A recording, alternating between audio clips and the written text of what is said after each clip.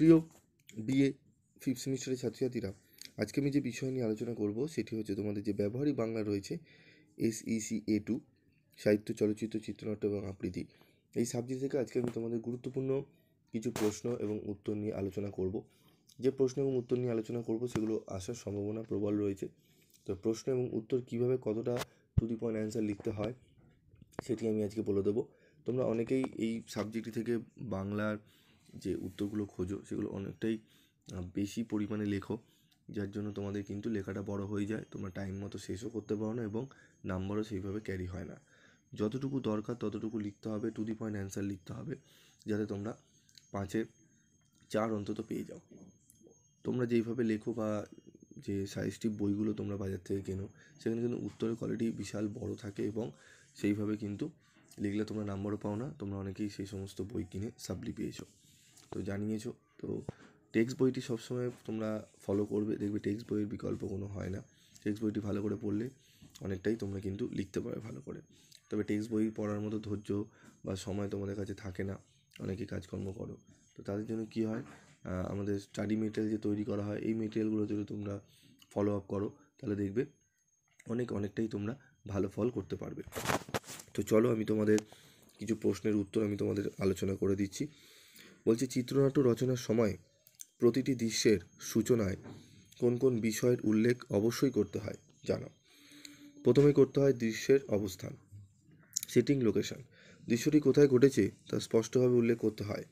এটি ইন্টেরিয়র বা এক্সটেরিয়র হতে পারে, ঠিক আছে।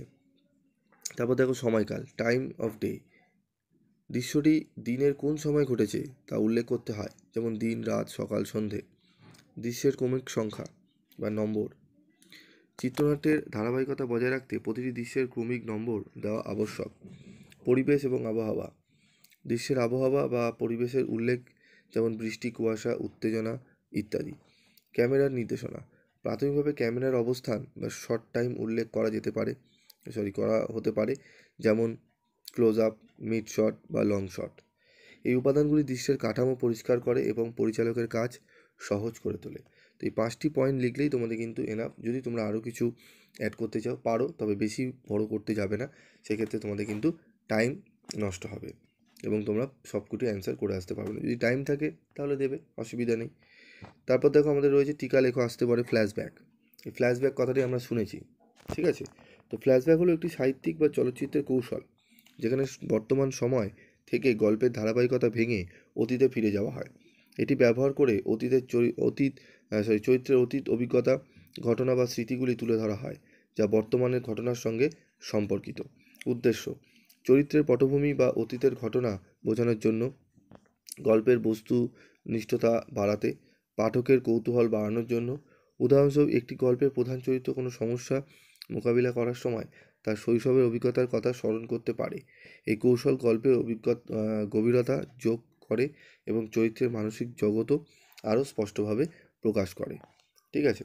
তো এই টু অ্যান্সার আর একটু বাড়ানো যেতে পারে, তবে আমি একদম টু দি পয়েন্ট অ্যান্সার রেখেছি। যারা একদম পড়ে উঠতে পারছো না তাদের জন্য এটুকু লিখলে তোমরা কিন্তু 60 থেকে 70% নাম্বার পেয়ে যাবে, ঠিক আছে। তো আজকের মতো ভিডিওটি শেষ করছি, দেখা হচ্ছে পরবর্তী ভিডিওতে আমি আরও বেশ কিছু গুরুত্বপূর্ণ প্রশ্ন এবং উত্তর, তোমরা যেগুলো রিকোয়েস্ট করেছো, আমি সেই প্রশ্ন এবং উত্তরগুলো নিয়ে আলোচনা করব। আজকের মতো এটুকুই, দেখা হচ্ছে পরবর্তী ভিডিওতে। সকলে ভালো থেকো, সুস্থ থেকো।